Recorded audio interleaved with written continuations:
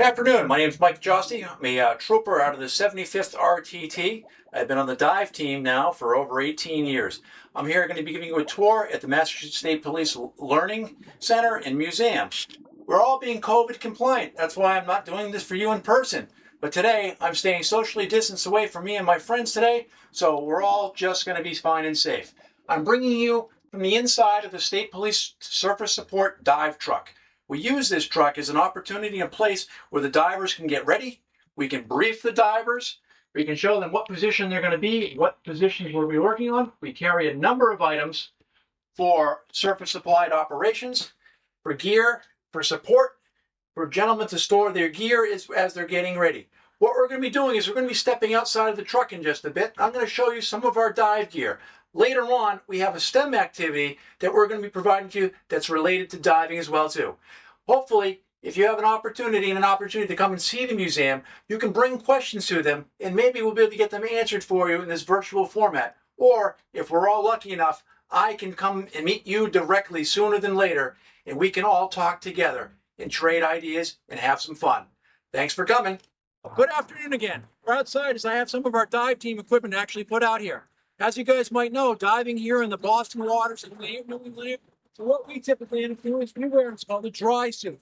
Most divers will actually wear what's called a wet suit, where water goes inside of their suit, their body temperature heats up the water, and they stay warm that way.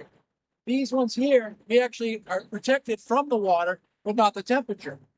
We actually have to wear some type of undergarment underneath it, whether it be a sweatshirt like this or a fleece pile system underneath it. We put that on, we have a hood and a zipper in the back. And we have gloves that we wear that are made out of neoprene. These protect our hands from cuts as well as the temperature. To swim through the water, we wear our fins. The fins go over the top and let us swim through the water with propulsion. Most divers that are out there are going to be wearing what's called a mask and a snorkel. A mask and a snorkel covers the nose and the eyes. We can breathe through the snorkel when we're on the surface. Divers in the regular world have a regulator they can put and bite down on to breathe. The state police use a system that's a little bit more elaborate. Step over here a little bit, I'll show you that. The system that we wear to help us breathe underwater is a full face mask. It encompasses our nose and our mouth. It goes over our entire mouth. Instead of breathing through a snorkel, we have what's called a gill. We inhale in, the air bubbles come on out. You can see that I even have eyeglasses built in so I can see underwater as well too. Helps us out a lot. Other interesting things that we have is underwater communication that allows me to speak and hear other divers underwater and speak to someone who's working on the boat. Our BCD is a means of holding onto our air tank, which is our entire air supply. Doing police work underwater is no different than doing it on the surface. The only issue being is that we have visibility issues, how well we can see in the water and how much air we can carry with us. Due to bad visibility, we tend to carry flashlights. I carry two. One is a hand light as a backup light, and the other is a primary light that I can roll around and see where I am underwater.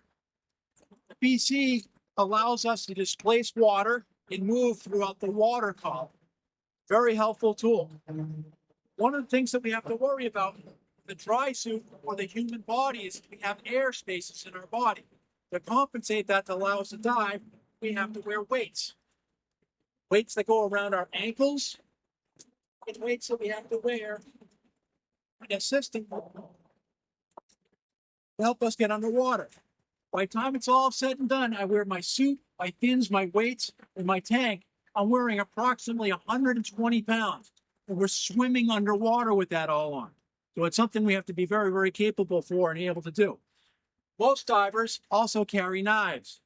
I carry two knives in the off chance, not that we get attacked by sharks, but in case we have to cut ourselves out of ropes and lines underwater. That's what our basic diver complement kit will look like. Part of our job is to cover operations and take things out of the water, your car, safe, and heavier items. Other equipment we have in the truck includes airbags where we can attach its wheels underwater and pick up a car from underwater. We have wide area search gear but we can use sound images to look like a sonargram to actually see through the water. You have the ability to fill up extra scuba tanks over here. Allows us to take and put air into these tanks, or the divers to take an extra tank off and use it. The most important piece of gear I think that you kids are going to have to learn how to use, and your parents and adults, is this item. This item here is a personal flotation device or a life jacket. We wear these all the time to be safe in the water. We make sure that we put these on. We're able to either swim on the surface. If we fall in the water or bump our head, we're still going to maintain that being on the surface, which is more important than anything else. One of the side portions of our job is to deal with boating accidents, and I don't want you to be part of any boating accident that could be out there. Be safe, learn how to swim, wear a PFD, always have a buddy along the water, and come back safely. Those are the most important things to remember. That's all I've got for you now. Why don't we take it? We're going to be going inside shortly. We'll do a little bit of STEM activity related to diving. Thank you. Welcome back. We're now inside of the Museum and Learning Center, and today we're going to go over a STEM activity that's related to diving. We're going to go over two basic things. It's going to talk about the ideal gas laws and buoyancy of a diver. We're going to go over both Boyle's Law and Charles' Law. I'm not going to talk about those because those are really important things you learn in physics class. I wish I'd paid more attention in physics, but this will demonstrate one of those gas laws and how things expand. We're doing our Cartesian diving drill. We're going to pretend we have a little Lego diver who's going to jump in the water. What we're going to do is simulate him with a piece of pie plate, some weights made out of paper clips, your favorite pliable dough, and a little straw to create an airspace like we had our dive tanks on or our dry suit on.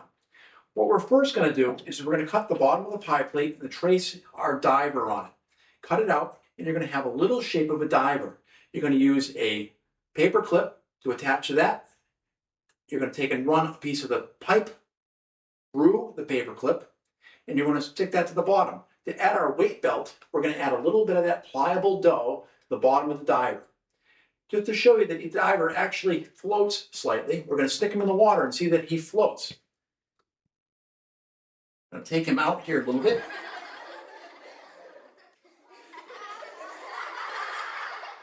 Without making a mess. Shake out his little airspace there. I'm going to put him inside of a 2-liter bottle of water here that we've added water to with a funnel. Try not to make a mess, but we made a little bit of a mess. Hopefully Mom doesn't get a little angry with you. Once we have our diver all set up, ready to go, we're going to slip him into the 2-liter bottle of water. He's going to sit right there at the surface. I'm going to take and screw the cover on really tight, and we're going to simulate the pressure of water by pushing down on the bottle. And you're going to see our diver sinks to the bottom. I release the pressure, and he floats right back up, which explains, or at least demonstrates, some of those gas laws and buoyancy as there would be. I'd really like to thank you for this activity here. I think we have another one we're going to line up for you in just a second, and I'd encourage you to either come to the Learning Center and learn about these activities, or ask Mom or Dad to maybe look it up on the internet and gather some simple supplies and try it out for yourself.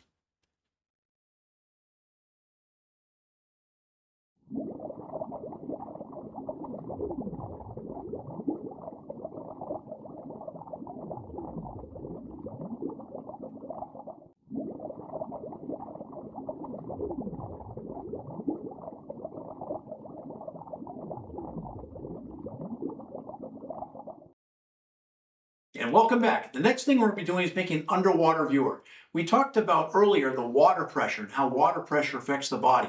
One of the things that affects actually their eyeball. That's why most scuba divers wear masks. They keep the water pressure off of our eyes to let our eye actually be able to focus on the bottom. This underwater viewer uses a simple water container. It uses some string, a pair of scissors, and a hole punch. Again, check with your parents before you do these activities. But what we're going to do is empty your water container out, and using your scissors and a marker, mark a line around the container and actually cut it out. Again, be careful, don't cut yourselves. Next thing you're going to do is put a string around it after you make some holes in your hole punch so you can put this around your neck. If you're in shallow water with a buddy, maybe wearing a life jacket, You can then use this to push down to the surface of the water and see things underneath there. This might seem like a silly little assignment, a little project, but we actually had a real life application for this. We had Sergeant Kevin Callanan on our dive team bought a Home Depot bucket, cut the bottom of the bucket out, used some adhesive and a piece of plexiglass, and we used it to push into a river to look for a handgun one time. So you too can try using this little device to see things more clearly underwater. The clearer the bottom of your container, the clearer your image is going to be. It's amazing what you can see under the water and what we've been able to pull out of the water from time to time. Again, thanks for coming and visiting the State Police Museum and Learning Center. Hopefully you can come back, and when we don't have our COVID constrictions, you'll be able to come and ask those questions that you want to ask of people like us divers or the other policemen that help serve the Commonwealth of Massachusetts. Thank you. Have a good day.